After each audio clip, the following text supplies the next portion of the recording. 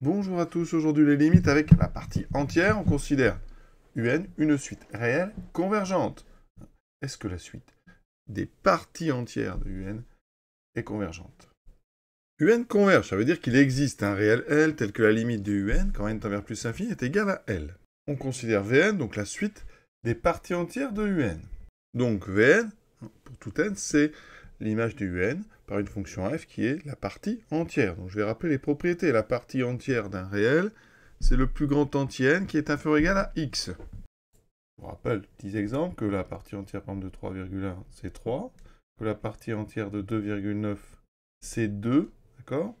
Donc quand on se rapproche de 3 par des valeurs supérieures, la partie entière c'est 3, et quand on se rapproche de 3 par des valeurs inférieures strictement, 2,9, 2,99, etc., la partie entière c'est 2. Donc ça fait que cette fonction f, la partie entière, elle n'est pas continue pour tout entier. La courbe de la partie entière, c'est une fonction en escalier. D'accord? C'est comme ça des sauts pour chaque entier.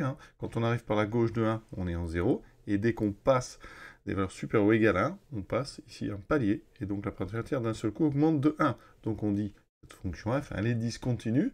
Et c'est ça qui va poser problème pour notre suite. La continuité, elle est très importante. Il y a une propriété qui dit que quand f est continu sur R, alors je prends au maximum, et qu'on prend donc une suite convergente, limite de un égale L, avec L un réel, eh bien la limite de f de un, quand on compose donc par f, eh bien c'est f de L. D'accord?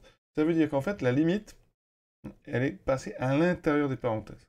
Et ça, pour le faire, il faut qu'on ait la continuité. Ici, nous n'avons pas la continuité puisque c'est la partie entière, et donc il va falloir regarder au cas par cas. Et pour avoir un problème, il faut trouver une suite qui, en fait, va avoir des termes dans deux zones différentes. Des zones où il n'y a pas continuité. Ça veut dire qu'on va prendre une suite qui est à cheval sur, par exemple, 0, 1 et 1, 2. Donc pour ça, ou même à cheval aussi entre moins 1, 0 et 0, 1. La plus simple, on va dire, pour vraiment prendre une suite qu'on appelle alternée. Par exemple, celle-ci, très connue. Un coup, elle est négative, un coup, elle est positive. Mais dans tous les cas, on voit bien, par un petit théorème d'encadrement, que la limite de un est égale à 0. Mais si on regarde les parties entières, qu'est-ce qui se passe? Eh bien, les U2n, donc les termes de Rampère, ça fait moins 1 puissance 2n sur 2n, ça fait 1 sur 2n. Pour tout n, donc ici, super strictement à 0, ma suite d'ailleurs, un, on va la définir sur n appartenant à n étoiles. Pour tout n strictement positif, eh bien on voit bien que n appartient donc à l'intervalle 0, 1. D'accord? 0, 1 ouvert. Donc, ça veut dire que la partie entière des U2n, elle vaut toujours 0. Donc, pour les termes pairs, la partie entière vaut toujours 0. Pour les termes de rang impair, les U2n plus 1, le moins 1 est à une puissance impaire, il va rester, on a moins 1 sur 2n plus 1. Donc ça veut dire que pour tout n strictement positif, U2n plus 1 est entre moins 1 et 0, strictement. Donc la partie entière de ces termes-là, c'est moins 1. Donc, ça veut dire que, quel que soit n strictement positif, les parties entières des termes de rang pair, toujours 0. Les parties entières de rang impair, c'est toujours moins 1. Donc, si on considère les sous-suites, la sous-suite, donc, les parties entières des U2n, bien, ça converge vers 0, c'est toujours 0. Et les parties entières des U2n plus 1 convergent vers moins 1. Et là, on a un problème. On a donc la suite des parties entières du n qui possèdent deux sous-suites convergentes, mais de limites différentes. Et bien ça implique que cette suite, elle diverge. Parce qu'on a une propriété dans le cours.